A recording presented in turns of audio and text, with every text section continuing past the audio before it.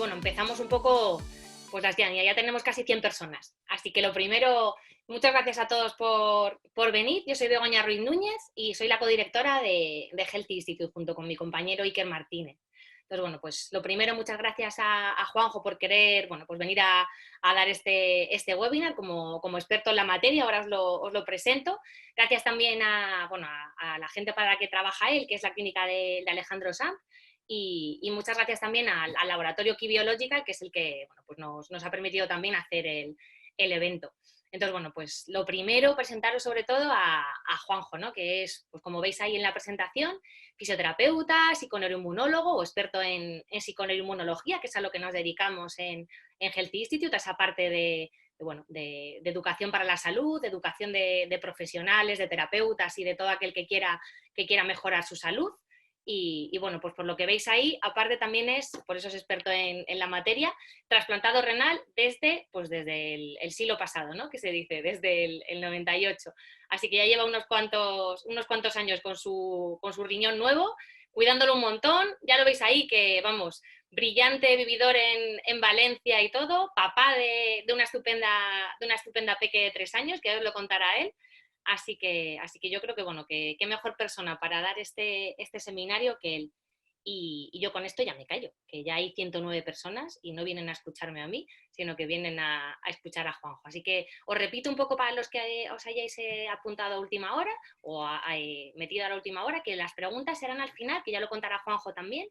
O sea, que no serán al final, perdón, sino que se harán a través del correo electrónico, porque hay muchísima gente apuntada y tampoco es justo que pregunte una persona y que otros se queden sin contestar. Así que si tenéis preguntas, se las mandáis al correo electrónico que os pondrá él o al correo de Healthy, que de donde os ha llegado la inscripción, y haremos un vídeo con preguntas y respuestas que se colgará en las próximas semanas.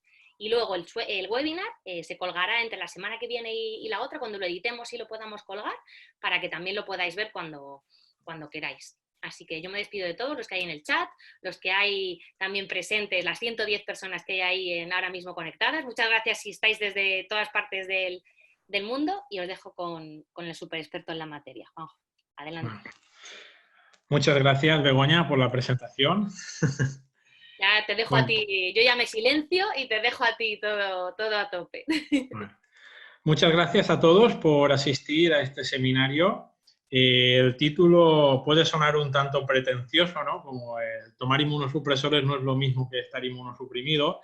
En parte está hecho para reclamar vuestra atención, pero también es verdad que voy a tratar de explicaros herramientas científicas basadas en evidencia científica actualizada para aquellas personas que, como yo, tenemos que tomar inmunosupresores obligatoriamente de forma crónica para poder vivir, bueno, pues que no estemos expuestos a todos esos efectos secundarios de los inmunosupresores, como pueden ser las infecciones o como pueden ser los problemas cardiovasculares. Tenemos un montón de herramientas cuando entiendes realmente lo que es el sistema inmunológico, para poder potenciar esa parte del sistema inmunológico que no se ve entorpecida o enlentecida por la toma de los inmunosupresores. Como bien ha dicho Begoña, bueno, pues soy diplomado en fisioterapia, también soy osteópata, experto en psiconeuroinmunología y estoy trasplantado renal desde el año 98. O sea que llevo más de 21 años ya trasplantado renal. Son 21 años de trasplante renal, pero como luego os contaré, realmente son 38 años de enfermedad renal crónica. Trabajo en la clínica Alejandro Sanz, en Valencia, en Alberique. Somos un centro de salud integrativa, gimnasio, piscina, centro deportivo y tienda de nutrición. Además, estoy colaborando ya con Healthy Institute, a lo cual estoy muy agradecido, y también colaboro como ponente con los laboratorios Key Biological y Vega Pharma. Vale. Voy a contaros un poco mi historia porque, claro, insisto que el título puede ser muy pretencioso, pero cuando os cuente un poco cómo he llegado yo a esta conclusión, veréis que para nada es un título pretencioso y es un título muy real. Yo nací hace 38 años en un pueblo de Valencia llamado Pobla Llarga, y bueno, nací ya con una malformación congénita en la vejiga que tardaron 2 años y medio en diagnosticarme, ¿no? El primer recuerdo que tengo yo es con 3, 4 años ya orinando por 2 bolsitas que tenía pegadas en la espalda y que llevé hasta los 21 años. Tardaron en diagnosticarme esa malformación congénita en la vejiga, con lo cual la orina volvía a mis riñones y me producía infecciones de repetición. Esas infecciones de repetición dañaron el tejido renal y me provocaron una insuficiencia renal crónica ya prácticamente desde el momento del nacimiento.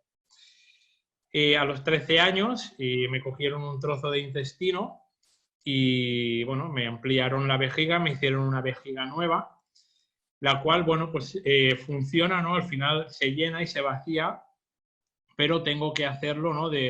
de una forma un poco artificial, no siempre, pero en muchas ocasiones me tengo que realizar autosondajes para poder vaciar el contenido de la vejiga. A los 16 años, bueno, pues mis riñones ya no aguantaron más y entré en diálisis.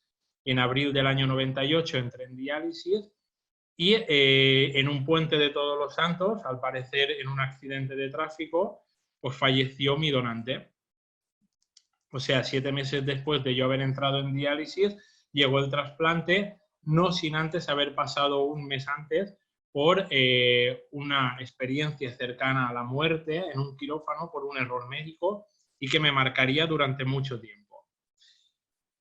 Al principio, bueno, pues el trasplante es maravilloso, ¿no? Es un cambio totalmente radical. Yo empecé a notar mucha más energía, empecé a notar, bueno, que ya no iba a diálisis y, bueno, al principio era todo fantástico.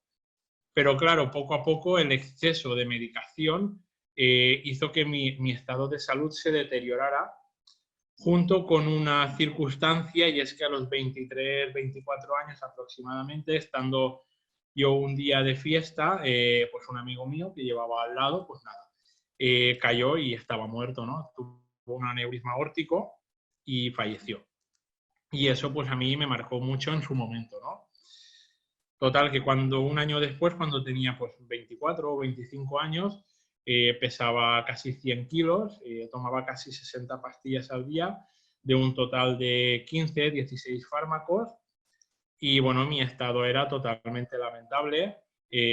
Tomaba inmunosupresores, pastillas para la hipertensión, hipercolesterolemia, ácido úrico, depresión, ansiedad, insomnio. Era, vamos, un estado absolutamente lamentable que casi me impedía incluso poderme levantar de la cama, ¿no? En un momento de mi vida decidí empezar a hacer cambios y esos cambios empezaron por dejar de un lado la verdad que me contaban los otros. Cuando digo los otros hablo del entorno médico y hablo del entorno familiar, y decidí buscar la verdad por mi cuenta, ¿no? Y a partir de ahí empecé a encontrar herramientas que me iban, pues, me iban recuperando, me iban dando la posibilidad de recuperar esa energía que yo había perdido, ¿no? Ejercicio, alimentación, suplementación, etcétera, etcétera. Bueno, pues hasta llegar a los 38 años que tengo ahora. Como podéis ver, bueno, pues mi estado físico, la verdad es que es muy bueno. Mi nivel de energía nunca había sido tan alto. Y bueno, mi nivel mental pues tampoco, comparado a cuando tenía pues hace 13 o 14 años, que tomaba una barbaridad de medicamentos que me nublaban la mente para que ni siquiera pensara, ¿no? Así que bueno, vamos a empezar ya el webinar. Simplemente quería hacer la presentación para que vierais que el cambio es posible. Cualquier persona que se comprometa con ese cambio lo va a conseguir. No es fácil, ya os lo digo de inicio. Cambiar cuando estás tan hundido es muy difícil, sobre todo cuando no hay tablas a las que agarrarte. Y siempre digo lo mismo, y no es por ser pretencioso.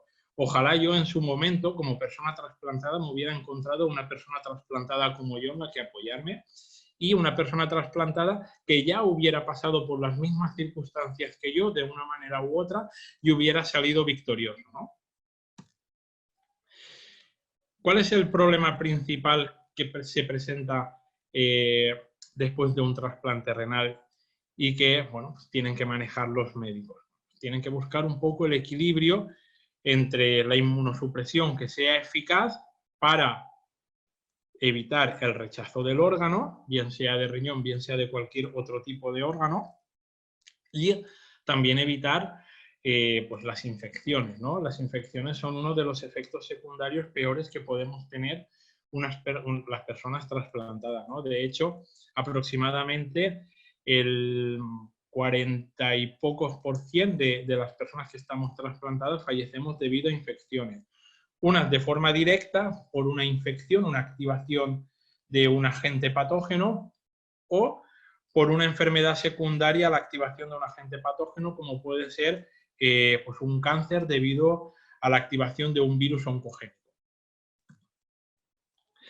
¿Cómo se produce la reacción de rechazo? Quiero que lo tengáis claro. La primera parte de este seminario voy a tratar de explicaros cómo funciona el sistema inmunológico, luego os explicaré cómo funcionan los inmunosupresores y a partir de ahí ya empezaremos a dar herramientas para tratar de mejorar el estatus inmunológico de la persona, ¿no? del trasplantado en este caso, o de la persona que toma inmunosupresores. Cuando se produce un reconocimiento por parte de las células presentadoras de antígeno, de un antígeno del donante, estas células pues lo reconocen y los presentan a las células T, ¿no? A los linfocitos T. Lo que trata de hacer, como luego veremos, la terapia inmunosupresora es, por un lado, evitar ese reconocimiento, ¿vale? Que también se puede hacer por otros medios como la compatibilidad entre donante y receptor, y que una vez que esa célula presentadora de antígeno haya podido reconocer ese antígeno, que la reacción en cadena que se produzca después, bueno, pues tratar de cortar, ¿no? Pero la reacción de rechazo siempre se produce cuando se reconoce un antígeno del donante. A partir de ahí, como podéis ver en este dibujo, una vez la célula presentadora de antígeno ha reconocido pues, ese antígeno del donante, bueno, pues empiezan a segregarse una serie de segundos mensajeros por los linfocitos TCD4, ¿vale? Como puede ser el factor de necrosis tumoral alfa, como puede ser el interferón gamma, como puede ser la interleucina 2, 4, 5, 6, ¿vale? Que van a tratar de reclutar más células porque han identificado un agente que en teoría no debería de estar ahí. Es lógico que ese agente no debería de estar ahí porque corresponde a una persona, pero también es lógico que los inmunosupresores traten de frenar eso para que el sistema inmunológico pues, no dañe el tejido de ese órgano, que en el fondo pues, nos da la vida. ¿Qué puede suceder después? Bueno, pues puede suceder que se generen anticuerpos antidonante. Hay fórmulas para romper esos anticuerpos antidonante, que hoy no vamos a tratar, pero os lo voy diciendo ya. Fórmulas naturales, ¿eh? No estoy hablando de apoyo ya de medicina ya hospitalaria. Se produce también una citotoxicidad celular, ¿vale? Por activación de segundos mensajeros a través de las natural killer y de los linfocitos T, y se produce un aumento de los mediadores inflamatorios a partir de los macrófagos. ¿Cuál es el efecto de los inmunosupresores? En este caso os voy a presentar uno de los más conocidos, ¿no? Que son los inhibidores de la calcineurina, más conocidos comercialmente como Sandimun o Tacrolimus, ¿no? De la ciclosporina. Es uno de los más conocidos y que marcó un antes y un después en la lucha contra el rechazo del órgano, ¿no? Y que permitió alargar muchísimo la vida útil de un órgano trasplantado. Como os he dicho, cuando hay un antígeno, ¿vale? Que es reconocido por una célula presentadora de antígeno, esta presenta a la célula T, y esta activa la interleucina 2 a través de la calcineurina, ¿no? Pues lo que hacen tanto el tacrolimus como la ciclosporina es bloquear la calcineurina para que no haya una liberación de interleucina 2 que pueda llamar a más células del sistema inmunológico para atacar a ese órgano. Pero las terapias inmunosupresoras nunca consisten en un solo inmunosupresor, sino que es una combinación de varios inmunosupresores. ¿Por qué? Para tratar de frenar aún más esa respuesta que se produce después del reconocimiento del antígeno. ¿Vale? En un primer lugar, normalmente tenéis que saber que las terapias inmunosupresoras en trasplantados consisten en 3 medicamentos. Si bien es verdad que ahora están saliendo otro tipo de medicamentos para tratar de enlentecer aún más la respuesta inmunológica, pero lo más común son los tres medicamentos que uno es un inhibidor de la calcineurina, un segundo medicamento es un inhibidor de mTOR y un tercer medicamento, que suele ser la prednisona, ¿no? Que es un inhibidor de la respuesta inflamatoria, ¿no? ¿Por qué? Porque así actúan en cadena y si uno no es capaz de frenar la respuesta, el siguiente lo hará y si no, el siguiente lo hará. El primero que debería de frenar esa respuesta es la prednisona. El segundo que debería de frenar esa respuesta son los inhibidores de la calcineurina. Y si estos no han sido capaces, el tercero siempre va a ser los inhibidores de mTOR, ¿no? Ácido micofenólico, micofenolato mofetilo, más conocidos como Mifortic o CIC. Tenéis que entender que primero cuando el sistema inmunológico trata de atacar el órgano, primero se crea una respuesta inflamatoria que es frenada por la prednisona, después se produce una presentación del antígeno a los linfocitos, ¿vale? Y la activación de los linfocitos es frenada por los inhibidores de la calcineurina y después esos linfocitos, una vez ya están activados, lo que hacen es tratar de diferenciarse y de multiplicarse para tratar de matar la agresión.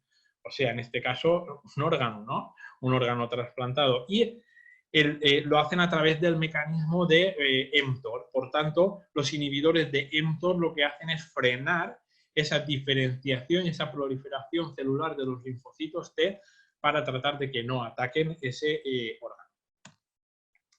Esto es una suma, ¿vale? Para que veáis que existen muchos más inmunosupresores, pero que siempre actúan de la misma forma. Es decir, se da una pauta de 2 o 3 inmunosupresores para tratar de frenar esa respuesta principalmente del sistema inmune adquirido. Una vez ya se ha producido el reconocimiento del antígeno.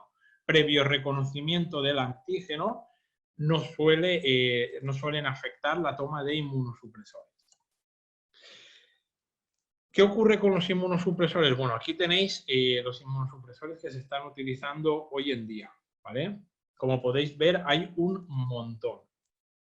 Y pues muchos de ellos tienen efectos secundarios. Cada uno de ellos tiene un efecto y cada uno de ellos tiene un efecto secundario. Significa que para cada paciente le va a ir bien, según el estudio inmunológico que se le hace previo trasplante, le va a ir bien una pauta inmunosupresora u otra, dependiendo de qué vías inmunológicas reaccionen después del trasplante, ¿no? Por eso, cada vez que tenemos un paciente delante, hay que individualizar el tratamiento. ¿Por qué? Porque la pauta inmunosupresora va a ser distinta y los efectos secundarios van a ser distintos, porque a cada persona se le presentan unos efectos secundarios distintos. Cada persona metaboliza los inmunosupresores distintos. Hay metabolizadores rápidos, hay metabolizadores lentos. Hay personas que se hinchan enseguida cuando toman inmunosupresores. Hay personas que adelgazan. A cada persona el inmunosupresor o la pauta inmunosupresora le repercute de una forma distinta, con lo cual hay que hacer una valoración individualizada de cada persona trasplantada para poder ofrecer un tratamiento desde el punto de vista de la medicina integrativa, un tratamiento para tratar de mejorar su estatus inmunológico.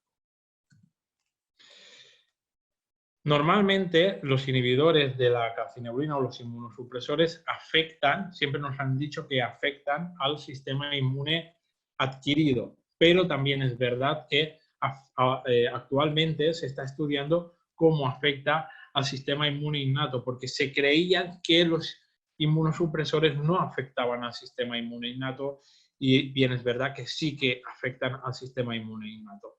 Pero esto es un estudio en desarrollo ahora mismo y bueno, os he puesto este ejemplo de cómo, por ejemplo, el tacrolimus puede afectar bueno, pues a una serie de parámetros del sistema inmune innato, como puede ser la expresión de los toll-like receptor a nivel de la vejiga o como puede ser la respuesta primaria de los granulocitos, ¿no? Sí que es verdad que repito, los inmunosupresores tratan de frenar la respuesta del sistema inmune adquirido, pero también afecta al sistema inmune innato. Pero esta parte del sistema inmune innato, esta parte aún está en estudio y bueno, poco a poco se van sabiendo más datos, pero insisto, cada pauta inmunosupresora afecta de una manera diferente a la persona que está inmunosuprimida. ¿Qué ocurre cuando entra un patógeno en una persona que está inmunosuprimida o en una persona que está sana? Bueno, la solución o la resolución de esa infección o de la entrada del patógeno depende tanto del tipo de patógeno como de la respuesta inmunológica. En un supuesto ideal, y viendo esta imagen nos iríamos a la izquierda, ¿vale?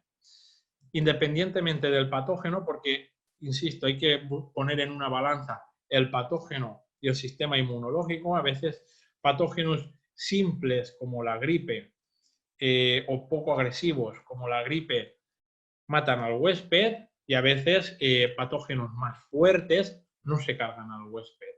Por lo tanto, hay que poner en una balanza el patógeno que nos ataca y el estatus inmunológico en el que nos pilla en el momento de la infección, ¿no? Por eso cuando me refiero a infecciones no letales, no estoy hablando únicamente del patógeno, sino que estoy hablando también de la respuesta inmunológica. Estoy hablando de ambas. Para que se produzca una infección no letal, debe de haber un reconocimiento del sistema inmune, ¿vale? Tanto de los patrones de daños como de los patrones moleculares de daños o patrones moleculares de patógenos, ¿no? A partir de ahí se produce un reclutamiento inmune, ¿no? Y una resolución, una respuesta apropiada que es robusta, fuerte, concreta hacia ese patógeno y, bueno, nos devuelve el cuerpo a la homeostasis, ¿no? Y el huésped en este caso sobrevive. ¿Qué ocurre cuando hay infecciones letales? Vuelvo a insistir en lo que he dicho antes. Cuando hay infecciones letales no significa que el patógeno sea grave. Puede que el patógeno sea grave, pero también puede ser que nos pille en un estado inmunológico muy deprimido, ¿vale? El sistema inmunológico tarda de reconocer al patógeno o incluso a veces casi que ni lo reconoce, ¿no? Con lo cual hay una evasión inmunológica. La respuesta, obviamente, si no hay un reconocimiento del patógeno, pues es una respuesta inapropiada y retrasada, ¿vale? Que lo que va, bueno, uno de las cosas con las que puede terminar, uno de los puntos en los que puede terminar no es en una tormenta de citoquinas, en una sepsis, y el huésped muere, ¿no? Con lo cual, pues bueno, potenciar por un lado lo que es el estatus inmunológico para tratar que la respuesta sea robusta, concreta para ese patógeno y no sea una respuesta débil y dispersa, bueno, pues va a hacer que nuestro riesgo, ¿no? O nuestras posibilidades de sobrevivir aumenten. ¿En qué consiste la respuesta inmunológica? Bueno, pues he contado un poco, ¿no? En qué consistía, ¿vale? Cada vez que haya una invasión por un patógeno debe de haber una respuesta fuerte, robusta, enfocada a ese patógeno y para ello el sistema inmunológico debe de estar conectado y en calma, ¿no? Si esto se produce, ¿no? Serían las flechitas más gorditas que tenemos más en el centro, se produce una activación tanto del sistema inmune innato como del sistema inmune adaptativo, que, insisto, realizan una respuesta concreta, una respuesta fuerte hacia el patógeno y consiguen devolver a la homeostasis. Si tomamos inmunosupresores, pero conseguimos mantener un buen estatus inmunológico, lo lógico es que esa respuesta inmunológica, tanto del sistema inmune innato como del sistema inmune adaptativo, sea mucho más lenta, pero consigamos matar el patógeno, ¿no?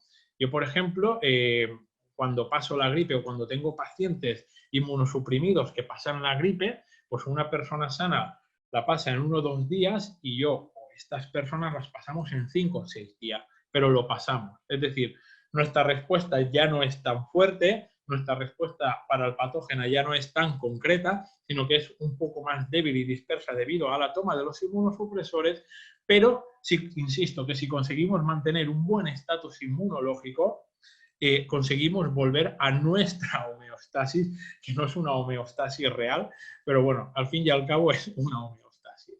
El problema viene cuando el patógeno la entrada del patógeno es capaz de desestabilizar la respuesta inmunológica, bien porque nuestro sistema inmunológico ya esté enfermo o, insisto, o bien porque el patógeno es muy potente y esa respuesta inmunológica o el patógeno terminan con la vida de la persona. Aquí tengo que hablar del principal factor a tener en cuenta en las personas trasplantadas, que es el estatus inmunológico. ¿Qué es el estatus inmunológico? El estatus inmunológico es la posición que ocupa nuestro sistema inmunológico dentro de una escala que se encuentra entre la respuesta óptima frente a una agresión, bien sea una lesión o una infección, y la respuesta desadaptativa que conlleva la muerte. Como podéis ver en el dibujito que tenemos a la derecha, lo lógico es que una persona pues, no esté nunca en el margen derecho, ¿no? de esa doble flecha, ¿no? De estar al 100% siempre. Sí que es verdad que si tienes un sistema inmunológico fuerte, si eres una persona sana, si eres una persona que ha aprendido a tener un estilo de vida coherente y saludable, y además, bueno, pues lo puede acompañar de una suplementación, bueno, pues va a estar muy cercano a esa parte, incluso habrá temporadas que puede estar en el margen derecho, pero es muy difícil mantenerse estable siempre en el margen derecho porque cualquier cosa te puede desestabilizar. No estoy diciendo que vayas a pasar al margen izquierdo, pero es posible que no estés en el derecho, es decir, es posible que no estés al 100%, sino que estés al 90% o al 80%. Lo lógico siempre es lo normal, ¿no? Lo lógico siempre es estar más tirando hacia el centro, ¿no? Y bueno, luego las personas que tienen más tendencia a caer enfermas, ¿no? Que están ya en la parte, en la zona más izquierda, más a la izquierda de esta doble flecha, ¿no? Y que bueno, que tienen que tratar de luchar constantemente por volver a esa zona centro. No sé si las personas trasplantadas estamos ahí, creo que somos una población ya bastante amplia, entonces dentro de esta población pues va a haber gente que va a estar luchando más por ir de la izquierda al centro y va a haber personas, ¿no? que, bueno, que se ven arrastradas hacia el centro pero están a la derecha incluso estando trasplantadas, ¿no? Yo conozco a gente que si la veis pues parece que no estén ni trasplantados, hacen deporte, no caen enfermos, bueno, lo que sería una persona prácticamente sana. Pero como os he dicho, lo habitual es encontrarse en un continuum que fluctúa, ¿no? Que vas yendo un poco hacia la derecha, vas yendo un poco hacia la izquierda y a veces pues consigues mantenerte en el centro. La base para mejorar el estatus inmunológico es el estilo de vida, ¿no? Del cual también os voy a hablar hoy. Mantenerse ahí no es fácil, ¿no? Si te has ido un poco hacia el margen izquierdo, como cuando recuerdo yo que me fui hace 14 o 15 años, ¿no? Os aseguro que volver a esa zona neutra que llama esa flecha, pues es complicado, ¿no? Y requiere mucho tiempo, requiere mucha dedicación, requiere mucho compromiso y requiere mucho esfuerzo. Pero bueno, yo he venido a deciros, ¿no? Que esto es posible y que cualquier persona, o prácticamente cualquier persona, puede volver a esta zona neutra y estar ahí durante muchísimos años. El sistema inmune se divide en dos partes, sistema inmune innato y sistema inmune adaptativo.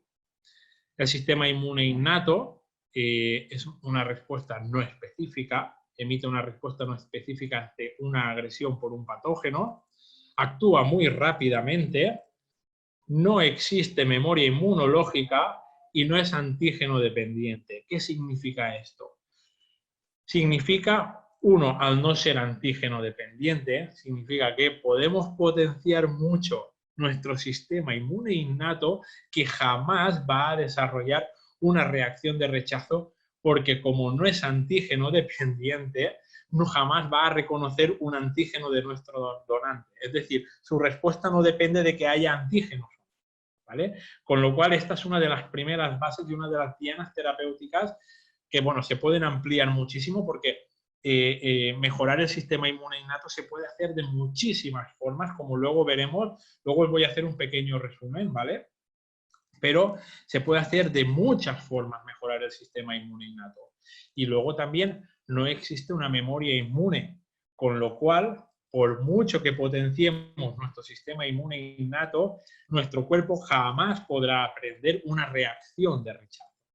Y luego, bueno, pues en cambio tenemos las reacciones, ¿no?, del sistema inmune adaptativo ante una agresión por un patógeno, ¿no? Que sí que entra en acción cuando la inmunidad innata falla, es decir, primero hay un periodo, como luego veremos, que trata de solventar esa agresión, la inmunidad innata, y cuando no lo consigue, bueno, pues recluta a la inmunidad adquirida.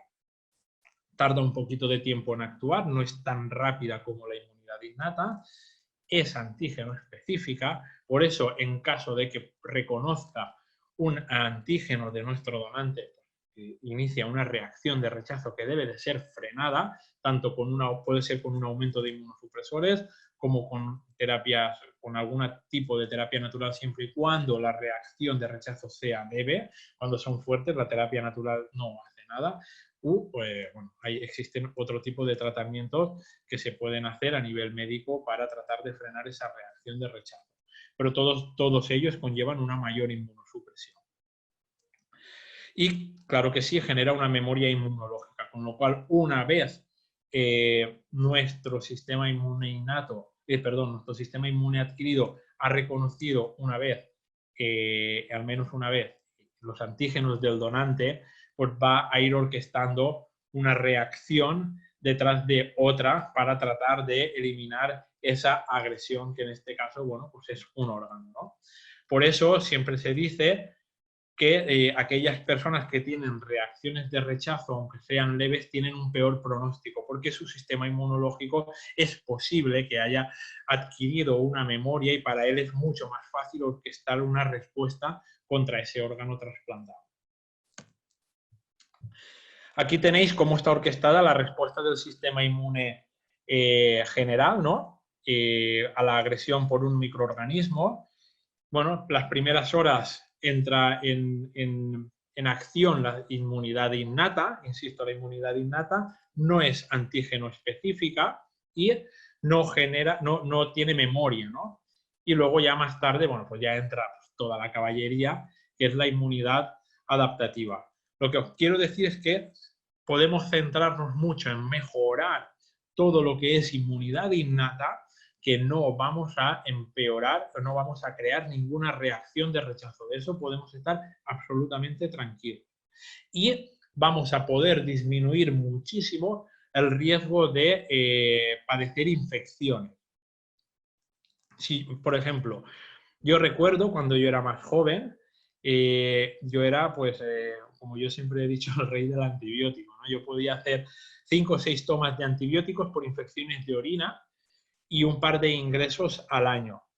Actualmente, pues hará ya unos 12 o 13 años que no tengo infecciones de orina, que no he requerido ningún ingreso hospitalario, pese a que, como os he dicho, soy una persona de riesgo para las infecciones de orina y además ha aumentado porque me realizo autosondajes de forma periódica, con lo que ello conlleva, ¿no?, que conlleva un aumento del riesgo de las infecciones, ¿no? Con lo cual, insisto, una mejora de la inmunidad innata no va a generar un rechazo, no se puede comparar a una reacción de una persona sana que ataca a un patógeno con una inmunidad innata y adaptativa a full, pero nos garantiza el máximo que podemos dar de nuestro sistema inmunológico sin generar una reacción de rechazo.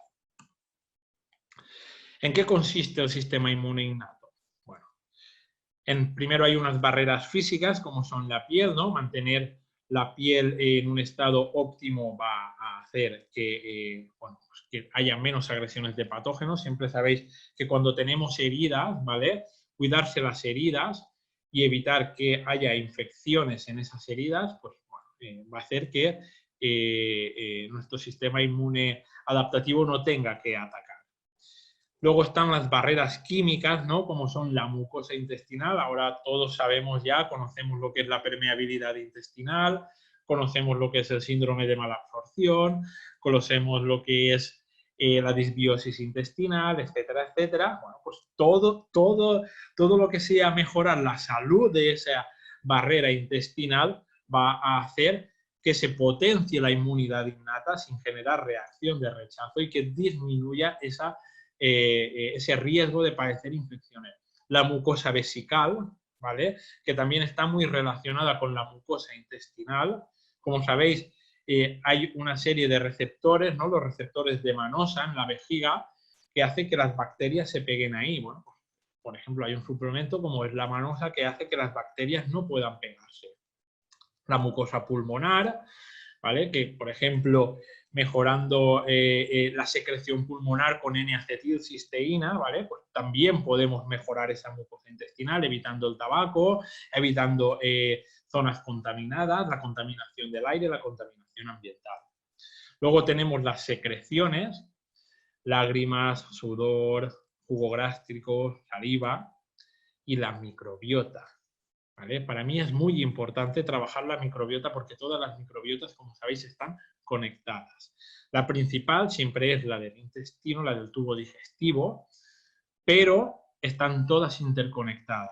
Una mala microbiota a nivel intestinal me puede generar problemas, bueno, una bajada de defensa, una bajada de esa potencia de mi sistema inmune innato para defenderme frente a patógenos, por ejemplo, en la orina o frente a patógenos, por ejemplo, en la piel, ¿no?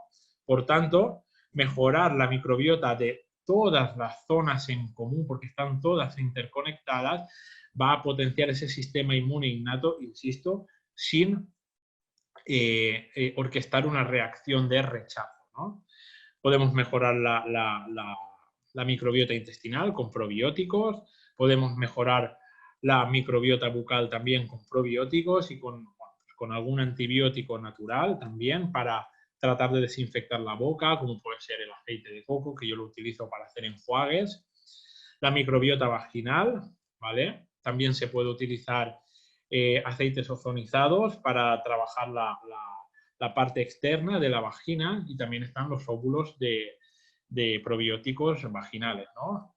Se puede mejorar la microbiota de la orina, mejorando la microbiota intestinal y mejorando el sistema inmune innato.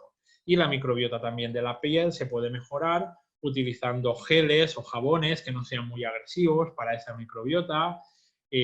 A veces también va bien ducharse simplemente con agua, únicamente. No es preciso que cada vez que nos duchemos nos enjabonemos de arriba a abajo. Tomar un poquito el sol, etcétera, etcétera.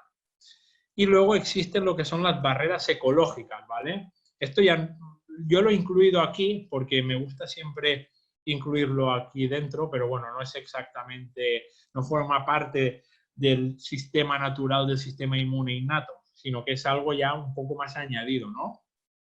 Que es ya, yo lo llamo tener inteligencia, ¿no? Que es, bueno, pues tener una higiene, una buena higiene general y una buena higiene del lugar, que por desgracia no todo el mundo tiene, yo os digo porque yo me he encontrado casos de todo. Y luego, bueno, lo que están haciendo ahora con el COVID-19 del aislamiento social, yo no digo, no le voy a decir nunca a nadie que se aísle a nivel social, no creo que sea bueno para el sistema inmune, incluso ni tomando inmunosupresores, pero tomar cierta distancia social desde la inteligencia con algunos lugares a los que no puedas ir o con algunas personas, bueno, pues te puede ir muy bien. Y luego, bueno, pues poner barreras de contagio, obviamente artificiales, que también las hemos puesto ahora de moda con el COVID-19, como pueden ser las mascarillas, las pantallas, los guantes, los parabanes de plástico transparente, los cristales, etcétera, etcétera. Bien, ahora vamos a centrarnos, una vez dicho esto, ¿vale? Ya tenemos esta diana terapéutica que es potenciar el sistema inmune innato. No lo voy a ampliar más porque se podría ampliar muchísimo la potenciación del sistema inmune innato, pero quiero que esto ya quede claro. Ahora voy a hablar de qué realmente causa inmunosupresión en el cuerpo, que no es la toma de inmunosupresores, porque hay otros factores que causan inmunosupresión. Si yo soy una persona que toma inmunosupresores, tendré que saber qué factores son aquellos que toman inmunosupresión para tratar de evitarlos, porque yo ya tengo mi sistema inmune un tanto debilitado. Si yo ya lo tengo un tanto debilitado, pero no conozco cuáles son los otros factores y los debilito aún más, estoy aumentando mucho más el riesgo de padecer infección. Por lo tanto, ahora conocerlos y poner remedio a esos factores hará que mi sistema inmune, mi estatus inmunológico aumente hasta donde los inmunosupresores me permitan. En el caso de los pacientes renales, que luego ya os digo, esto es prácticamente extensible a todo el resto de personas trasplantadas y al resto de enfermos que toman inmunosupresores, como luego veréis, ¿vale? Se produce un triángulo que es un acúmulo de toxinas urémicas, que esto sí que es específico de los enfermos renales, una inflamación de bajo grado y una resistencia a la insulina. Y es un triángulo que se retroalimenta uno a otro. El aumento de la inflamación de bajo grado aumenta la resistencia a la insulina, el aumento de la resistencia a la insulina empeora la inflamación de bajo grado y la acumulación de toxinas urémicas aumenta ambas. Y todas ellas entre sí están creando inmunosupresión. Por tanto, tratar de disminuir las toxinas urémicas, tratar de disminuir la inflamación de bajo grado y tratar de disminuir o desensibilizar los receptores de insulina va a hacer que nuestro estatus inmunológico mejore independientemente de que tomemos inmunosupresores o no. Además, una cosa que es común en todos los enfermos renales es lo que podéis ver a la izquierda de todo, que es el PEW, Protein Energy Wasting, que es el desgaste proteico energético, ¿no? Y es que los enfermos renales tenemos muy disminuido lo que es la ingesta de proteínas debido a que tienen mucho fósforo, ¿no? Entonces, ese desgaste proteico a la vez genera inmunosupresión.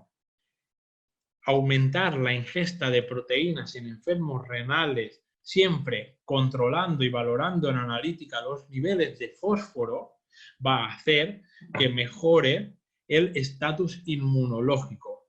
Yo estoy cansado de ver personas en diálisis o personas en estadios 3, 4, 5 de la enfermedad renal crónica, o sea, que se van prácticamente de cabeza a la diálisis, alimentándose a base de patata, alimentándose a base de arroz y alimentando a base de pasta. Automáticamente, cuando yo me los encuentro, les hago un cambio. Obviamente no puedo darles todo lo que quiero, pero empiezo a meter una carne de ave, empiezo a meter un pescado blanco, empiezo a meter unas claras de huevo y si hace falta se puede meter también un suplemento de aminoácidos que lo que va a hacer es que ese sistema inmunológico reciba otra vez energía, ¿vale? Con lo cual estamos recuperando el sistema inmunológico únicamente con un abordaje nutricional en ese aspecto, ¿vale? Pero insisto, toxinas urémicas, resistencia a la insulina e inflamación de bajo grado. Las toxinas urémicas lo mismo, empeoran tanto la inmunidad innata como la inmunidad adaptativa, con lo cual disminuir las toxinas urémicas, que por un lado es dependiente de la función renal, pero por otro lado es dependiente de la nutrición, como ahora veremos, va a hacer que nuestro estatus inmunológico mejore. Y este cuadro es el que se presenta en todos los trasplantados. No estoy hablando ya únicamente de trasplantados renales, sino de todos los trasplantados. Se produce una inflamación de bajo grado que genera una resistencia a la insulina y que se retroalimentan entre ellos, ¿vale?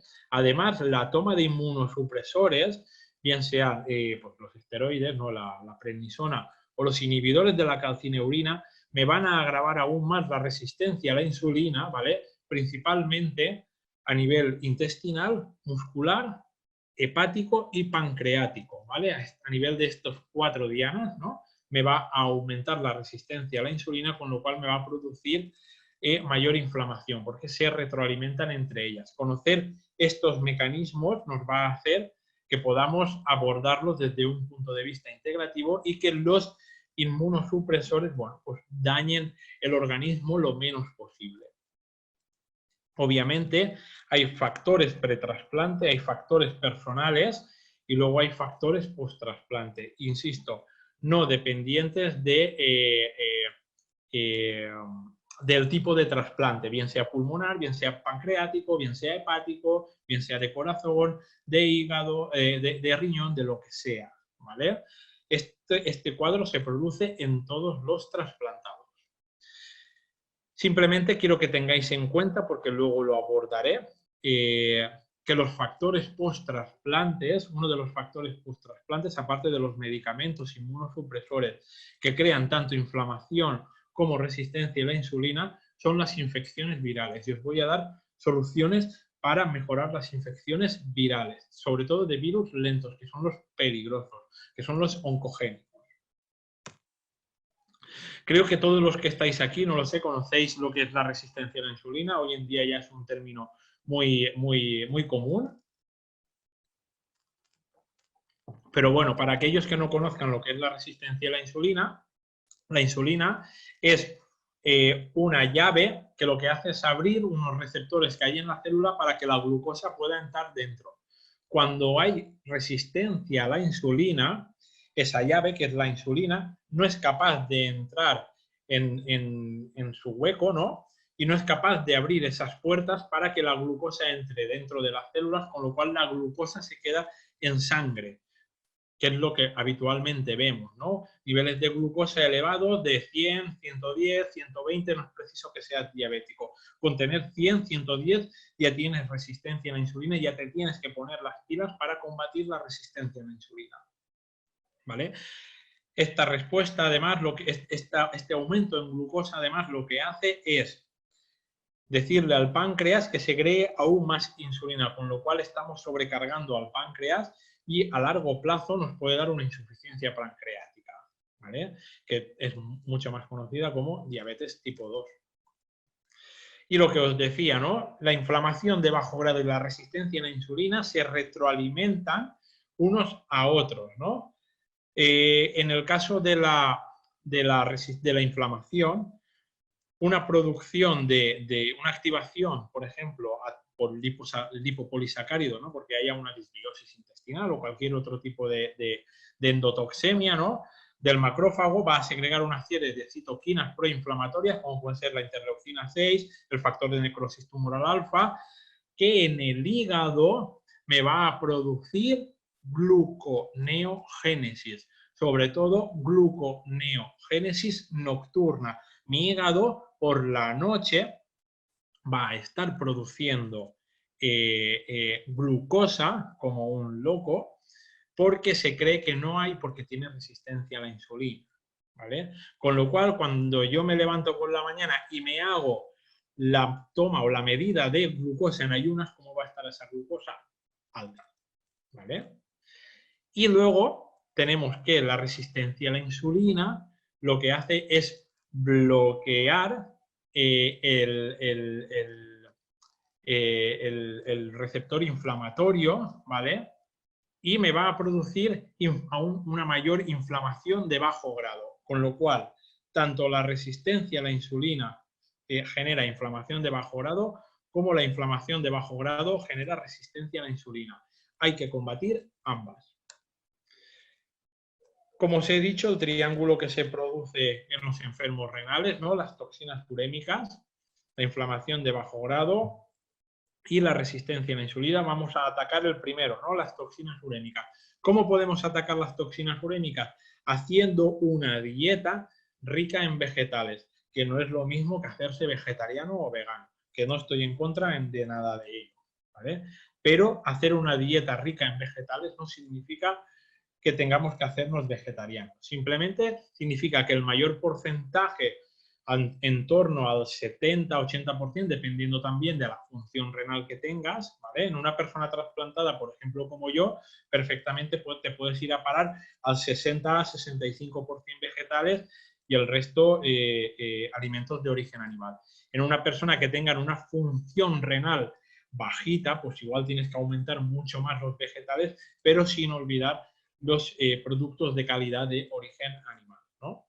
¿Por qué? Porque los vegetales lo que van a hacer es, nos van a aumentar el tránsito intestinal, con lo cual esas toxinas urémicas que principalmente se generan en el intestino por una mala fermentación de los alimentos, van a poder salir al exterior sin problemas, ¿no? Además, la fibra dietética produce una alcalinización del medio dentro de lo que se puede conseguir en un enfermo renal, disminuye la cantidad de fosfatos, ¿vale? Y aumenta la cantidad de magnesio, que es muy importante.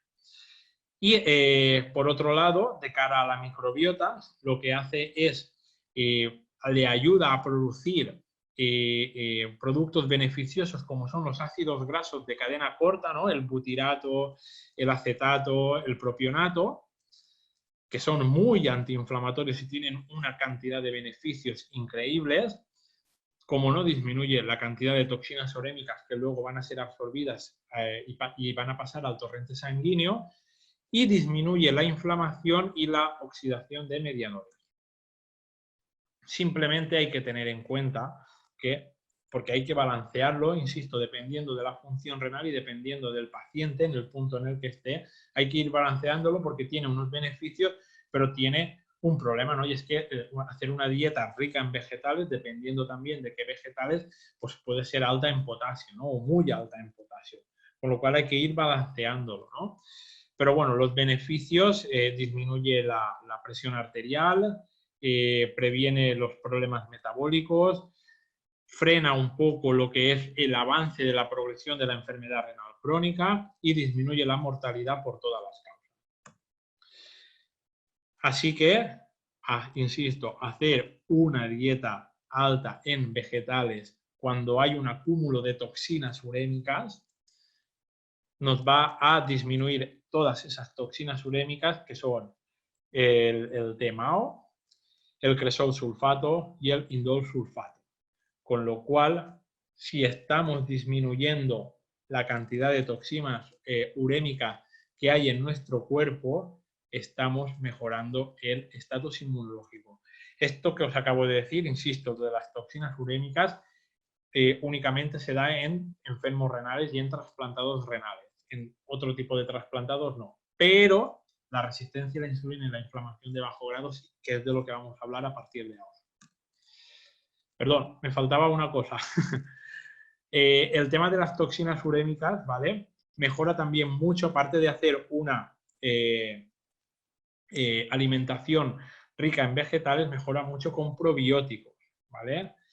El hecho de tomar probióticos mejora mucho lo que es las toxinas urémicas, la absorción de toxinas urémicas y la absorción de amoníaco, ¿vale? Así como aumenta los ácidos grasos de cadena corta. Hay algunas cepas que son más específicas para disminuir las toxinas urémicas, como es el Lactobacillus rhamnosus. Aquí os traigo un estudio, ¿no? En el cual, imaginaros que cogieron a 42 pacientes en diálisis, o sea que la función renal era prácticamente cero. sus riñones pues, no eliminaban nada de toxina y tenía que ser a partir de la máquina, ¿no? Se les dio un probiótico rico en Lactobacillus rhamnosus durante 3 meses, ¿vale?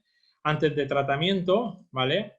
Tanto el grupo placebo como el grupo control tenían la misma cantidad o una cantidad similar de toxinas urémicas, pero al final del tratamiento, después de 3 meses, era evidente que había una disminución de las toxinas urémicas significativa en los pacientes que habían tomado probióticos en comparación a los pacientes que no habían tomado probióticos, ¿vale? Por eso, incluso estando en diálisis, cuando el riñón no funciona para nada, la toma de probióticos es beneficiosa y mejora el estatus inmunológico de esas personas. Ahora sí, vamos a hablar de la inflamación de bajo grado y de la resistencia a la insulina que van apareadas, ¿no? En este caso vamos a hablar de la alimentación, ¿vale? Ideal para tratar de disminuir la inflamación de bajo grado. Como podéis ver en el cuadro, tenemos una alimentación que es muy inflamatoria y luego tenemos a la parte de abajo en verde aquello que deberíamos de comer para tratar de disminuir esa inflamación. Por un lado, bueno, pues tenemos cosas que aumentan la inflamación, pues tenemos los cereales, tenemos la margarina, tenemos los aceites vegetales, yo no, excepto obviamente los de oliva, los de coco, los de cacao, ¿vale? Más cosas que aumentan la inflamación, bueno, pues tenemos todos los azúcares, que luego hablaré un poquito de los azúcares, tenemos los hidratos de carbono refinados, tenemos también, por otro lado, una elevada ingesta calórica, con lo cual ya es de lógica que realizar ayuno intermitente va a mejorar el estatus inmunológico. Y bueno, tenemos también las saponinas y las lectinas que se encuentran en las legumbres, en los cereales, y que bueno, que no, yo al menos no las excluyo en pacientes renales, porque bueno, pueden tener un aporte de proteína pues vegetal, ya que pues, la animal es muy rica en fósforo, pues tratar de dar un poquito más de vegetal, pero estoy hablando de, por ejemplo, 1 o 2 comidas a la semana, más no.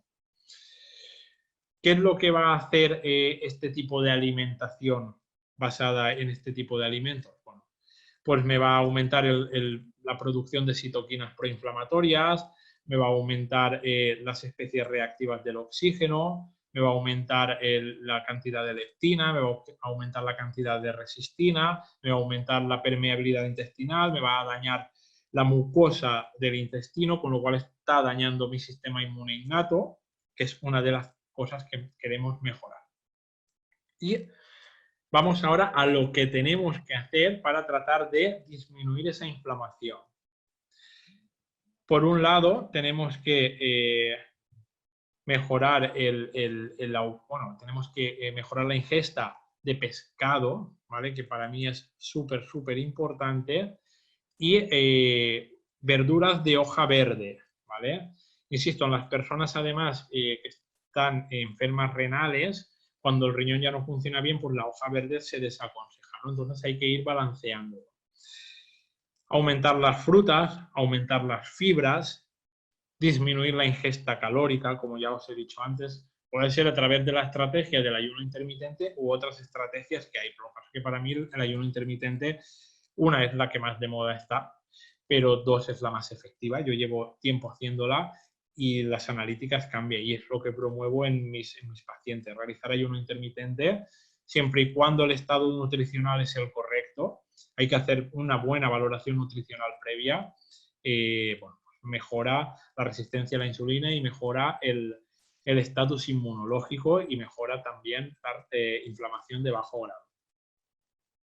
Y bueno, pues, ¿qué beneficios tiene para nosotros realizar ese tipo de alimentación? Bueno, pues aumenta la cantidad de protectinas, bloquea las citoquinas proinflamatorias, aumentamos la ingesta de EPA y DHA, disminuimos los marcadores inflamatorios, que normalmente en las personas trasplantadas están bastante aumentados. Se regula mucho mejor el azúcar en sangre porque sensibiliza la insulina o evita la resistencia a la insulina y trata la resistencia a la insulina. Disminuye valores inflamatorios como la interleucina 6, la PCR, disminuye también la leptina, la resistina, etcétera, etcétera. Y mejora la salud de nuestro tracto digestivo, ¿no? Y de nuestra mucosa intestinal. Cuando hacemos una dieta baja en omega 3, aquí podéis ver qué es lo que ocurre, ¿no? Cuando hacemos una dieta baja en omega 3, EPA y DHA, se produce inflamación de bajo grado que a su vez produce resistencia a la insulina e hiperinsulinemia a nivel pancreático, ¿no? Una segregación exagerada de una producción exagerada de insulina, ¿no? Esto me puede llevar, en último caso, a la diabetes tipo 2, pero también me puede llevar a la obesidad, a la hipertensión y, bueno, algo que se produce mucho en trasplantados, que es el aumento de las enfermedades cardiovasculares. Por lo tanto, aumentar la ingesta de EPA y DHA, de ácidos omega 3, de ácidos grasos omega 3, pues va a generar una mejora en mi estatus inmunológico porque me va a mejorar tanto la resistencia a la insulina como la inflamación de bajo grado. Es difícil conseguir una ingesta de omega 3 que, bueno, pues en personas que estamos trasplantadas y que tomamos inmunosupresores, pues llegue a nuestros requerimientos. Es muy, muy difícil. Con lo cual, para mí es un básico suplementar con omega 3. Hasta ahora también se había dicho que las personas en diálisis debían de evitar la suplementación en omega 3 porque el omega 3 fluidifica un poco la sangre, ¿no? La hace un poco más fluida. Y son pacientes que cada vez que van a diálisis, sobre todo los de hemodiálisis, pues les ponen heparina, ¿no? Que la heparina ya de por sí fluidifica la sangre. Hoy en día existen estudios, ¿vale?, que promueven y verifican que los ácidos omega 3 tienen unos efectos muy, muy, muy positivos, incluso sobre esa población que está muy por encima de los riesgos que pueda tener. Obviamente me iré a parar a una posología, ¿no? a una administración un poco más bajita que en una persona que no está en diálisis, ¿no? Pero al fin y al cabo sí que pueden tomar omega 3. Y bueno, dependiendo de estudios, se suele recomendar aproximadamente entre 1,5 y 3 gramos al día de omega 3, siempre con comida, con grasa, porque el omega 3 es una grasa y necesita de la acción de una enzima pancreática que es la lipasa para poder ser absorbido. Vega Pharma tiene un omega 3 que cumple todos los estándares, como podéis ver abajo, y que para mí es fantástico. Y bueno, como podéis ver, con 2 cápsulas diarias llegamos a los 2 gramos de omega 3. Insisto, dependiendo de en qué grado estés de inflamación y dependiendo de otros factores, pues te puedes acostar más a 3 gramos o te puedes ir más a 1,5 gramos. Pero además es un omega 3 que realmente es económico porque el precio suele estar alrededor de 20 euros el tratamiento para un mes. Y luego otra cosa a tener en cuenta, otro suplemento a tener en cuenta que mejora la inflamación de bajo grado son las ficocianinas. Como podéis ver, las ficocianinas de la espirulina lo que hacen es, bueno, pues bloquear las especies reactivas del oxígeno, disminuir la producción de citoquinas proinflamatorias, bloquear la COX-2, ¿no?, la ciclooxigenasa 2, bloquear los leucotrienos, disminuir la producción de factor de necrosis tumoral alfa y de factor de nuclear factor kappa beta, disminuir la producción de prostaglandinas. Bueno, todo lo que tenéis en este esquema que es espectacular a la hora de bajar la inflamación. Y Vega Pharma tiene este producto que funciona muy, muy, muy bien. Se toma una ampolla al día por la mañana en ayunas y vamos, tiene unos resultados increíbles a la hora de bajar la inflamación de bajo grado. Luego tenemos la hiperglicemia, ¿no? Como os he dicho, acordaros siempre del triángulo: toxinas urémicas, inflamación de bajo grado, resistencia a la insulina. Si nosotros hacemos una alimentación con una alta carga glucémica, ¿vale? Bueno, pues esto va a provocar una respuesta de hiperinsulinemia que a largo plazo me puede crear una hipoglucemia reactiva y una inflamación de bajo grado con aumento de la vulnerabilidad. Insisto, resistencia a la insulina, toxinas urémicas, inflamación de bajo grado. Tenemos que tratar de hacer una alimentación con una baja carga glucémica. Ya os he dicho antes algunos alimentos para bajar la inflamación, como puede ser el pescado, como puede ser la carne de ave, como puede ser eliminar las legumbres, como puede ser eliminar los cereales, como es pues, eliminar la comida procesada, ¿no? Pues ahora hacer una alimentación también con tratar de hacerla con la menor carga glucémica posible, ¿no? Tenemos otros factores que aumentan la glicemia en sangre, como puede ser el estrés mental, el estrés tóxico, el sedentarismo, ¿no? Deficiencias nutricionales, medicaciones, como os he dicho, los inmunosupresores, etcétera, etcétera.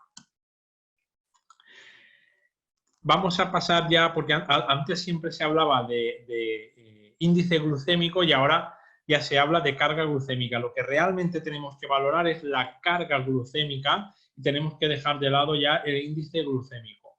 La carga glucémica se refiere a la intensidad de la respuesta insulínica que va a provocar el alimento que hemos tomado, es decir, el impacto que va a tener en nuestro páncreas ese alimento que hemos tomado. Bueno, como podéis ver, hay alimentos que provocan una alta carga glucémica, como en este caso, bueno, pues pueden ser el pan blanco, el pan integral, la patata cocida, el arroz blanco, etcétera, etcétera. Y luego tenemos otros alimentos con una carga glucémica muy baja, como son las frutas y las verduras, ¿no? Incluso el zumo, que es rico en glucosa, ¿no? Tiene una carga glucémica baja. Sí que es verdad que tiene un índice glucémico regular, pero la carga glucémica, el impacto que va a tener sobre nuestro páncreas y sobre la resistencia a la insulina va a ser muy pobre. Por lo tanto, hacer una alimentación también rica en vegetales y rica en frutas va a hacer que disminuyamos esa resistencia a la insulina, y esa carga glucémica que tenemos que combatir a nivel de los alimentos. ¿Qué más cosas nos van a provocar inmunosupresión? La obesidad. La obesidad es un estado proinflamatorio y de resistencia a la insulina brutal. Para que una célula de grasa aumente de tamaño y aumente de número, se deben de haber producido estas dos cosas: inflamación de bajo grado y resistencia a la insulina. Por lo tanto, para poder afrontar la obesidad, debemos afrontar esas dos herramientas, ¿no? Tanto la inflamación de bajo grado como la resistencia a la insulina, porque ambas me van a provocar una disfunción inmunológica, que es lo que se ve en personas obesas. Las personas obesas están inmunosuprimidas debido a su condición de obesos, y hay que concebir la obesidad como una enfermedad y no como un capricho de una persona que no quiere cuidarse. Va mucho más que eso. Hay personas que sí que no quieren cuidarse, pero hay personas a las cuales les es tremendamente difícil bajar de peso porque sus células de grasa tienen una resistencia a la insulina brutal y tienen una inflamación de bajo grado brutal, con lo cual el abordaje debe de ser mucho más integral que el únicamente tratar de bajar de peso. Hay que hacer muchas otras cosas, pero tratar de mejorar la obesidad va a mejorar nuestro estatus inmunológico. La calidad del sueño, cómo no. No dormir por la noche, no hacer las 8, 9, 10 horas de descanso y que cuando te levantes por la mañana tengas energía a tope, hace que tu sistema inmunológico se debilite. El que primero empieza a debilitarse es el sistema inmune innato, por desgracia, ¿no? Y hablo por desgracia, ¿por qué? Pues porque en una persona sana esto no tendría demasiada repercusión, pero en nosotros sí. Tenemos que mejorar la calidad del sueño porque eso va a ir en pro de mejorar el sistema inmune innato, de mejorar el estatus inmunológico a partir del sistema inmune innato, que es lo que estamos buscando en las personas trasplantadas. Aumenta cuando llevamos un periodo largo de tiempo sin dormir bien, aumentan todo lo que son la producción de citoquinas proinflamatorias, interleucina 1 alfa, interleucina 6, interleucina 17A, factor de necrosis tumoral alfa, PCR, riesgo de padecer diabetes, hipertensión, accidente cerebrovascular, etcétera, etcétera. Con lo cual, mejorar la calidad del sueño mejora nuestro estado inmunológico. Perder la calidad del sueño genera inmunosupresión. El suplemento estrella que solemos utilizar es la melatonina. Aparte de realizar una buena higiene del sueño, irme pronto a la cama, en un sitio confortable, donde no haya ruidos, donde no haya luces, tratar de a partir de las 6, 7 de la tarde, 7 y media, no utilizar luces blancas ni pantallas blancas como las del móvil o como las del ordenador, ¿vale? Sino una luz amarilla, una luz tenue, tranquila, un ambiente tranquilo, relajado, para poder llegar a la cama bueno, con ganas de dormir, ¿no? Y luego, bueno, pues tomar melatonina, ¿no? Para mejorar ese rendimiento, ¿no? A nivel de dormir, esa calidad del sueño, pero es que la melatonina es mucho más que un regulador cronobiológico, ¿no? Es mucho más que un regulador del ciclo circadiano. Como podéis ver ahí, es un antiinflamatorio increíble, con lo cual nos va a tratar también la inflamación de bajo grado. Va a evitar la activación del inflamasoma, va a evitar la activación de nuclear factor kappa B, va a reducir el estrés oxidativo y va a reducir el daño mitocondrial. Además, reduce la producción de citoquinas inflamatorias, con lo cual reduce la inflamación y reduce la maduración y la secreción de citoquinas proinflamatorias, ¿vale? Con lo cual está evitando la piroptosis, ¿no? La piroptosis es ese calor que siente, no sé si a vosotros os ha pasado alguna vez, pero yo tengo pacientes que me dicen que cuando no duermen bien empiezan a sentir muchísimo calor a las 3, a las 4 de la madrugada y se refiere a que no hay suficiente producción de melatonina. Y también la mala calidad del sueño empeora la resistencia a la insulina, ¿vale? La mala calidad del sueño lo que hace es me produce un aumento del tono simpático o un aumento del tono simpático me produce una mala calidad del sueño. Son dos cosas que se retroalimentan. Disminuye la utilización por parte del cerebro de glucosa, aumenta la producción de citoquinas proinflamatorias, que eso ya lo hemos comentado, aumenta la producción nocturna de ácidos grasos libres y provoca una disfunción en el adipocito. Acordaros siempre, dormir mal por la noche es un precursor de la obesidad. Y, bueno, pues genera alteraciones en la regulación del cortisol y en la hormona del crecimiento, ¿no? Todo esto me puede llevar a una disfunción de las células B, imaginaos, del sistema inmune adquirido, que ya de por sí lo tenemos débil, pues aún más, y una resistencia a la insulina, ¿no? Un aumento en el riesgo de diabetes tipo 2. Con lo cual, insisto, la suplementación con melatonina es indispensable. Hay que dormir entre 8 y 10 horas al día. Para tener no para regular el ciclo del sueño, ¿vale? Para tener un efecto antioxidante, las dosis que se recomiendan son de entre 5 y 30 miligramos al día, ¿vale? Sabéis que en España está regulado legalmente y el máximo es 1,9. Yo empezaría por esa dosis, no esa dosis más bajita, y trataría de ir regulando poco a poco ese sueño para que poco a poco se fuera regulando la resistencia a la insulina y la inflamación de bajo grado. Vega Pharma tiene un producto muy bueno que además actúa en sinergia la melatonina junto con otros suplementos como puede ser el GABA, la pasiflora o el triptófano, que hace que, bueno, mejorar esa calidad del sueño que las personas que estamos trasplantadas, muchos la hemos perdido, ¿vale? Y cuesta mucho devolverla. Justamente ayer estaba hablando con una persona que me decía, bueno, que no era para ella, sino tenía un familiar que lo han trasplantado recientemente en esta época que acabamos de pasar del COVID, pues se han seguido haciendo trasplantes y, bueno, pues han trasplantado a este familiar suyo y desde el trasplante no duerme por la noche. Os he de decir que un trasplante es algo muy bonito, ¿no? Es una segunda oportunidad de vida, pero es muy traumático también. Es muy traumático tener que aceptar que hay una persona que ha muerto, sobre todo aquellas personas que recibimos un órgano de un cadáver, ¿no? De una persona que ha fallecido.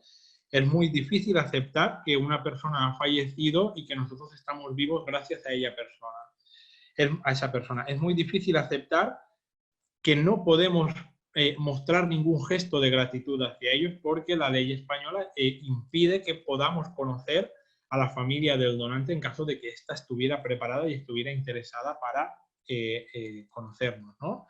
Además de pasar por una cirugía mayor, que una cirugía mayor siempre es traumática, un trasplante es una cirugía de las buenas, y aparte de eso, el post-trasplante no es mucho más bonito que el pre-trasplante porque tenemos que afrontar una serie de efectos secundarios nada halagüeños, nada bonitos, y siempre tenemos ahí el riesgo de rechazo, que eso genera muchísimo estrés, ¿vale? Por lo tanto, insisto, creo que todas las personas que han recibido un trasplante tienen una alteración en la higiene del sueño, tienen una alteración en el ritmo cronobiológico. El sedentarismo también genera inmunosupresión. Estar todo el día sentado en el sofá genera muchísima inmunosupresión y genera muchísima resistencia a la insulina. Creo que esto lo sabéis todos, pero bueno, no hacer deporte, aparte de acumular grasa y aparte de aumentar la actividad de los macrófagos, bueno, pues hace que pierdas músculo, con lo cual hay que recuperar músculo, puede generar anemia, aterosclerosis y también genera, bueno, pues resistencia a la insulina, ¿no? Lo mismo de siempre. Sedentarismo genera resistencia a la insulina e inflamación de bajo grado. Por lo tanto, una diana terapéutica en cualquier persona que tome inmunosupresores es que haga deporte, adaptado a sus circunstancias de ese momento, edad, estado físico, etcétera, etcétera, pero hay que motivarle para que haga deporte. Yo recuerdo que incluso hace algunos años, cuando a mí me trasplantaron, el deporte se prohibía a las personas trasplantadas. Hoy en día ya existen incluso asociaciones que se dedican a promoverlo. Por desgracia, las personas que pasan por un trasplante, el mayor porcentaje de ellas son personas mayores, que ya de por sí tienen un estatus físico debilitado. Entonces es muy difícil implementar deporte en esas personas. Y cuando hablo de deporte estoy hablando únicamente de andar en esas personas, ¿no? Si pillas a una persona más joven le puedes implementar otro tipo de estrategias. Pero bueno. La pérdida de masa muscular de por sí ya genera inmunosupresión, con lo cual no solo hacer deporte, sino, como os he dicho antes, aumentar un poco la ingesta de proteína y hacer ejercicio de fuerza va a hacer que mejore la resistencia a la insulina y la inflamación de bajo grado. La microbiota, que hemos hablado un poquito de ella antes, ¿vale? Lo mismo, tener una disbiosis intestinal, tener una permeabilidad intestinal, tener una inflamación intestinal me va a generar resistencia a la insulina y inflamación de bajo grado, lo mismo de siempre. Con lo cual existen unas cepas de probióticos que están más constatadas que otras para tratar la inflamación de bajo grado y la resistencia a la insulina, ¿no? Bueno, lo que os decía, los probióticos son efectivos para mejorar la inflamación de bajo grado, porque mejora los marcadores inflamatorios como es la interleucina 6, la interleucina 1 beta, la interleucina 10, etcétera, etcétera. Y lo mismo ocurre con la resistencia a la insulina. La toma de probióticos mejora el estado intestinal, mejora la inflamación y por lo tanto mejora la resistencia a la insulina. Hay una menor producción de citoquinas proinflamatorias a nivel intestinal y me mejora la resistencia a la insulina. Y mi organismo es capaz de mejorar esa homeostasis de la glucosa. Entre ellos vuelve a estar el Lactobacillus rhamnosus, que es uno de las mejores cepas antiinflamatorias que existen. Así que cuando busquéis un probiótico, buscar un probiótico que tenga esta cepa, porque además de mejorar las toxinas urémicas en los renales, ¿vale? En los pacientes renales, mejora la inflamación de bajo grado y mejora la resistencia a la insulina, ¿vale? Hay otras cepas que mejoran la resistencia a la insulina, como son el Bifidobacterius bifidum y el Lactobacillus acidophilus, ¿vale? Tanto el Lactobacillus rhamnosus como el Lactobacillus acidophilus como la Bifidobacteria bifidum mejoran la resistencia a la insulina y mejoran la inflamación de bajo grado y en el caso de los renales además mejoran la acumulación de toxinas urémicas incluso estando en diálisis. Vega Pharma tiene un producto muy bueno que tiene todas estas cepas, que es el Probiotic 5. Yo normalmente doy los probióticos por la noche, que es cuando se activa el sistema inmune innato. Cuando ya te vayas a dormir, te tomas tu cápsula de probiótico y generas, bueno, estás combatiendo todo lo que os he dicho. Estoy terminando ya, me quedarán 10-15 minutos, no me queda más. Otra cosa que genera estrés crónico inmunosupresión es el estrés crónico. Cuando una cosa es cuando yo tengo que hacer frente a un estímulo estresante que es de corto periodo, ¿no?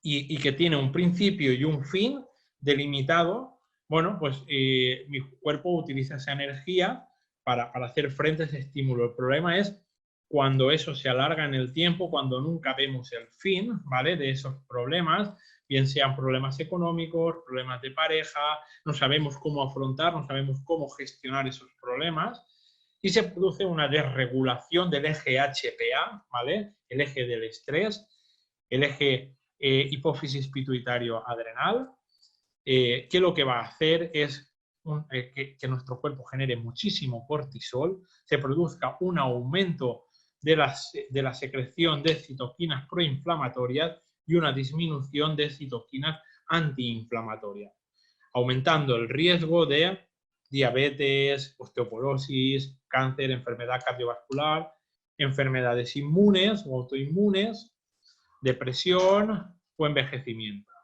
¿vale? Por lo tanto, regular el estrés mejora el estatus inmunológico.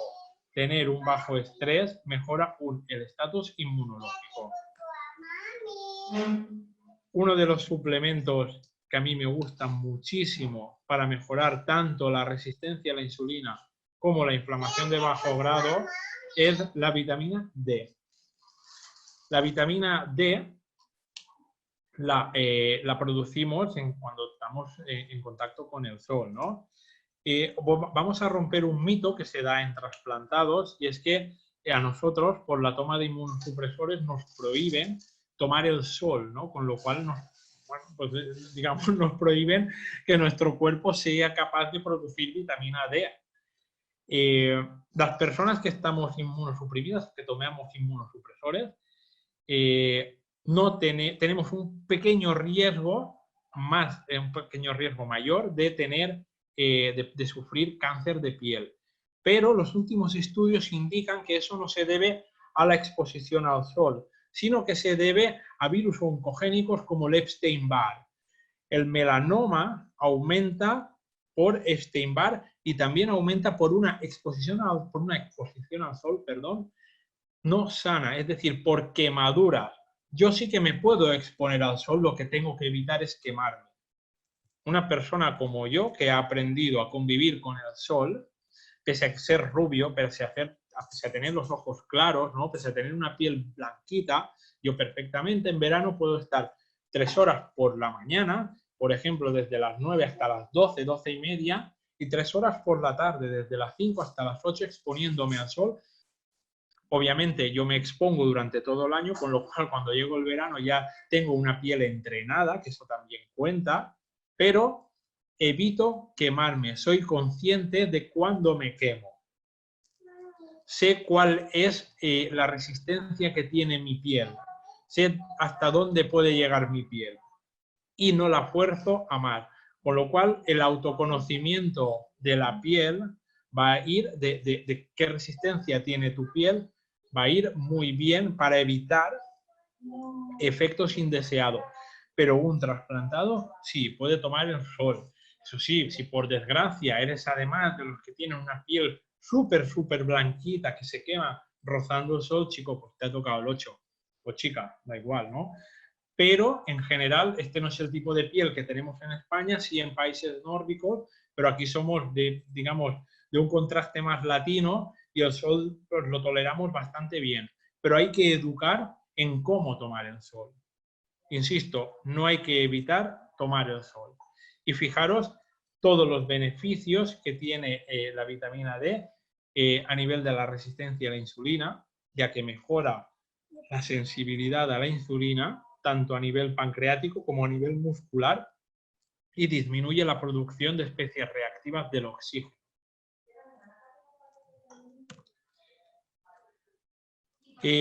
¿Cómo suplementamos la vitamina D? Pues suplementamos alrededor de 4.000, 10.000 unidades internacionales día. Normalmente esto suele ser en invierno por un periodo de 6-7 meses, ¿vale?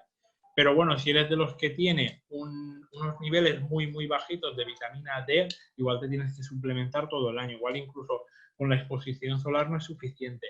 Los enfermos renales, por desgracia, sabéis que el último paso para activar la vitamina D es a través del riñón. Bueno, pues ya de por sí tenemos muy dificultada esa producción de vitamina D y casi todos nos tenemos que suplementar con vitamina D.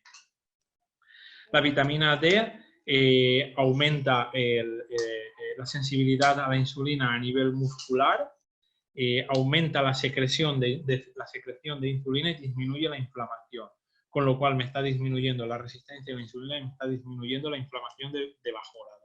La vitamina D es uno de los esenciales, como os he dicho, para mejorar, insisto, la inmunosupresión, que significa la resistencia a la insulina y la inflamación de bajo grado.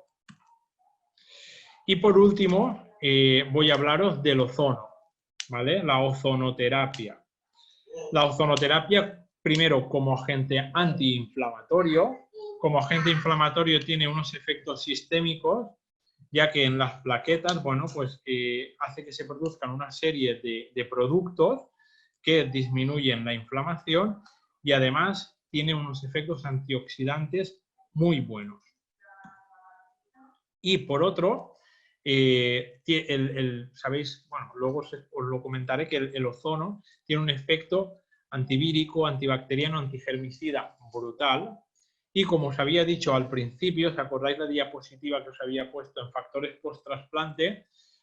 Que aumentan la resistencia a la insulina y la inflamación, estaban las infecciones virales, ¿vale? Pues aquí os pongo la diapositiva de cómo una infección viral crónica, insisto, virus lentos, Epstein-Barr, citomegalovirus, virus de la hepatitis C, virus de la hepatitis B, me generan una inflamación de bajo grado, ¿vale? Por lo tanto, yo me he encontrado pacientes que cuando, después de haber cambiado el estilo de vida, la alimentación, haberles puesto a hacer ejercicio, a tomar el sol,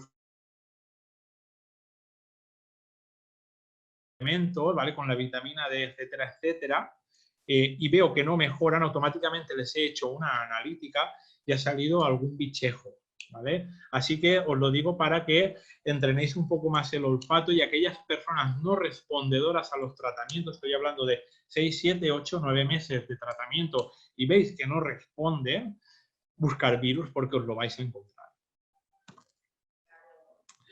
Aquí tenéis un estudio hecho con el virus de la hepatitis C de ozonoterapia en autohemoterapia mayor.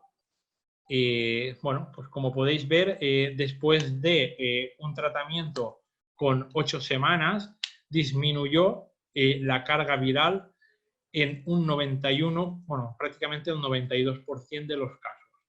Y si este tratamiento se alargaba un poquito más en el tiempo, llegaba al 95%, o sea, unos resultados espectaculares. Tenemos que pensar que el ozono, bueno, pues si se utiliza bien, es inocuo, ¿vale? Y no tiene efectos secundarios. Yo os voy ahora a proponer una terapia doméstica con aceites ozonizados, ¿vale?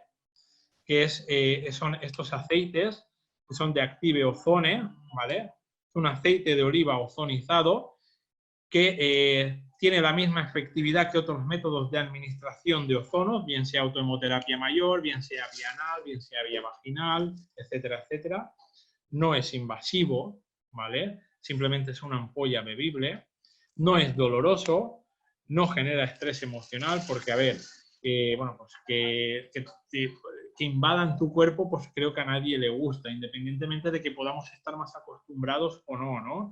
Yo recuerdo cuando iba a diálisis que iba porque tenía que ir, pero a mí no me gusta el hecho de verme durante 3 horas y media pinchado el brazo, como la sangre pasa por una máquina para limpiarse, ¿no? Por la autohemoterapia mayor lo mismo. Luego se puede autoadministrar por parte del paciente en casa, sin desplazamiento y sin pérdida de tiempo, eso es una ventaja muy grande y es muy económico. Aquí os traigo un caso, ¿vale? Tratado en nuestra clínica, en la clínica Alejandro Sanz de Alberique, de una insuficiencia renal por causa vírica, tratado con estos aceites ozonizados, ¿vale? Es un paciente que se presentó en mayo de 2019, secundario a una toma de ibuprofeno durante unos 15 días, ¿vale? Presentó una glomerulonefritis primaria, una hipertensión arterial secundaria, y el tratamiento que le ofrecieron en el hospital fue amlodipino, olmartán o furosemida, ¿vale? Cuando yo le hago la primera anamnesis en septiembre del año 2019, bueno, pues tenía una urea en 126, una creatinina en 268, le implementé un cambio en el estilo de vida. Cuando vi que era secundario ibuprofeno, pues le eché la culpa a la toxicidad por ibuprofeno y le puse un tratamiento para mejorar todas las barreras inmunológicas y de detoxificación, ¿no? Entonces le di un tratamiento con glutamina, probióticos, vitamina B, D, melatonina y enzimas digestivas para tratar de mejorar esa función renal. Lo que me encuentro 2 meses después, bueno, pues no me gustó para nada, y es que en la segunda visita pues me encontré, como veis, con una urea de 229 y una creatinina de 363. Vamos, una función renal, había empeorado un montón la función renal. En ese momento, cuando no son respondedores, es lo que yo siempre hago, no suelo pedir estas analíticas de primeras porque son analíticas caras, estamos hablando de analíticas de 300 o 400 euros. Entonces, bueno, en ese momento ya le pedí la analítica, le hice una analítica de virus y de metales pesados. Y, bueno, en diciembre me llegaron los resultados porque estas suelen tardar unos 15 días y me salió unos valores de homocisteína de 21,8, o sea, elevadísimo, y unos anticuerpos IgG positivos, o sea, que había pasado la infección, tenía recuerdo y además había restos de Epstein-Barr, sobre todo citomegalovirus y herpes simple.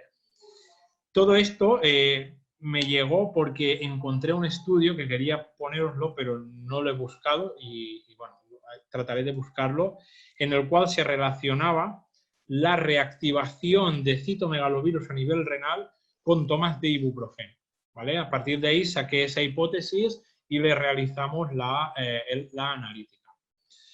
Además, le salieron elevados también los niveles de mercurio y de arsénico, ¿no? El tratamiento que le puse fue ampollas de ozono, ¿vale? Ozono en ampollas, en aceite ozonizado, 3 ampollas al día durante 10 días, 2 ampollas al día durante 15 días y una ampolla el resto, ¿vale? Hasta la siguiente analítica.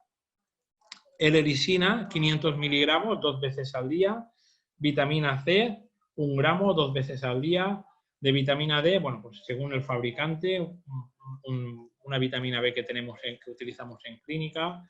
Y un depurativo hepático, que en este caso fue el Epacom, también de Vega Pharma, que eran 10 mililitros por la mañana y 10 mililitros por la noche, ¿no? Y esto fue lo que me encontré después. Un mes después, la analítica había dado la vuelta por completo. La urea había bajado a 137, la creatinina había bajado a 267, con lo cual yo ya estaba mucho más tranquilo y el paciente también. Parece que habíamos acertado con la hipótesis de trabajo. Y bueno, el tratamiento, dejamos ya un tratamiento residual hasta la siguiente analítica para ver cómo evolucionaba. Ozono, 1 ampolla al día de aceite ozonizado, vitamina B, y el tratamiento con Epacom. En marzo, la última analítica que tiene, la urea es de 111 y la creatinina es de 2,23. Con lo cual, pues bueno, sí que es verdad que hay un daño renal instaurado que dudaría mucho que se regenerara, o al menos que se regenerara en su totalidad. Creo que aún tiene algún margen de mejora, pero volver a lo de antes no. Pero como mínimo la hipótesis que emitimos de trabajo al inicio funcionó y bueno, estoy esperando porque quiero volver a repetirle una analítica de carga viral, pero bueno, aún no ha sido posible, pero bueno, solamente viendo los resultados de la función renal me imagino cómo puede estar la carga vírica.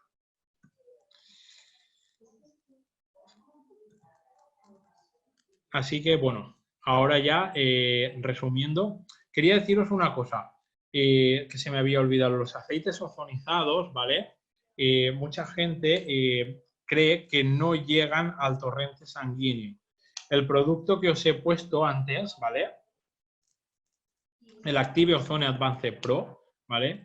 Viene microencapsulado, con lo cual se garantiza que ese aceite ozonizado llegue al torrente sanguíneo.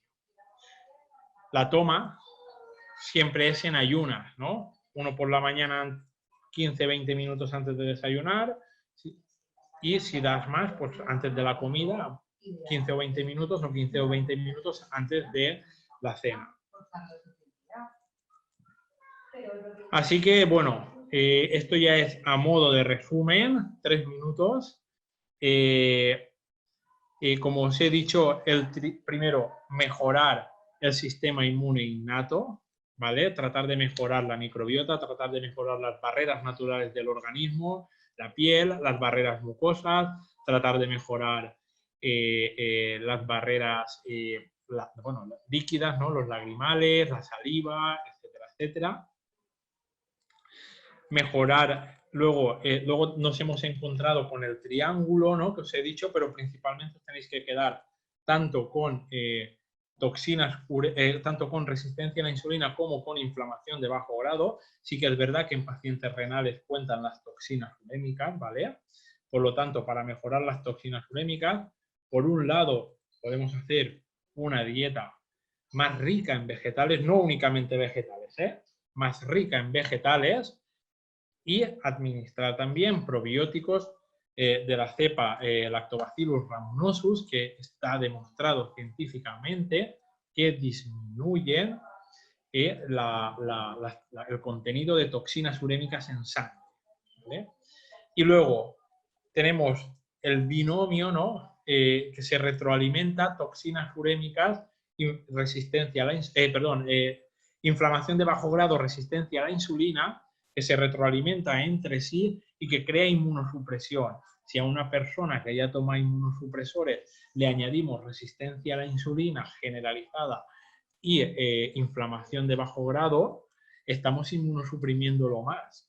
Con lo cual tenemos que tratar de abordar estas dos entidades para tratar que la inmunosupresión sea la justa, la de los inmunosupresores y punto, ¿vale? Y mejorar así el riesgo de padecer infecciones que luego se vayan a complicar. Hemos hablado de realizar una alimentación antiinflamatoria. Hemos hablado de realizar una alimentación con una baja carga glucémica. Hemos hablado de disminuir o de tratar la obesidad. Hemos hablado de realizar ejercicio, evitar el sedentarismo. Hemos hablado de mejorar la calidad del sueño. Y bueno, hemos hablado de todo esto que además lo podemos acompañar, ¿vale?, con esta suplementación de la cual también hemos hablado, omega 3, entre 1,5 y 3 gramos al día con comida con grasa, ¿vale?, porque es grasa. La vitamina D, entre 4.000 y 10.000 unidades al día con comida grasa. Y si puede ser, exponerse al sol con sentido común. Melatonina, Active Ozone Advanced Pro, ozono, ¿vale?, para tratar de evitar o tratar las infecciones crónicas virales, que son muy comunes en los enfermos que tomamos inmunosupresores. Y el tratamiento con ficocianinas, ¿vale?, que reducen la inflamación y por lo tanto también reducen la resistencia a la insulina. Para mí, esta suplementación sería una suplementación básica que toda persona, aparte de toda persona que toma inmunosupresores, debería de tener en cuenta, aparte de realizar un buen estilo de vida, porque siempre la base es el estilo de vida. La suplementación ayuda, pero si no hay estilo de vida, la suplementación realmente no es efectiva.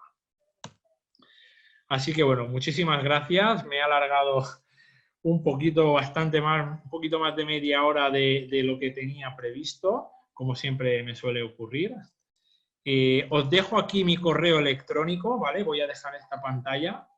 Apuntaros mi correo electrónico, podéis mandarme todas las dudas, comentarios, cualquier cosa que queráis. Valoraciones, os agradecería que me mandarais las valoraciones para tratar de mejorar todos estos webinars. Y bueno, muchas gracias por asistir. Podéis seguirme también en redes sociales, tanto en Facebook con el nombre de Juan José Gasco Esparza, como en Instagram como Juanjo Gasco.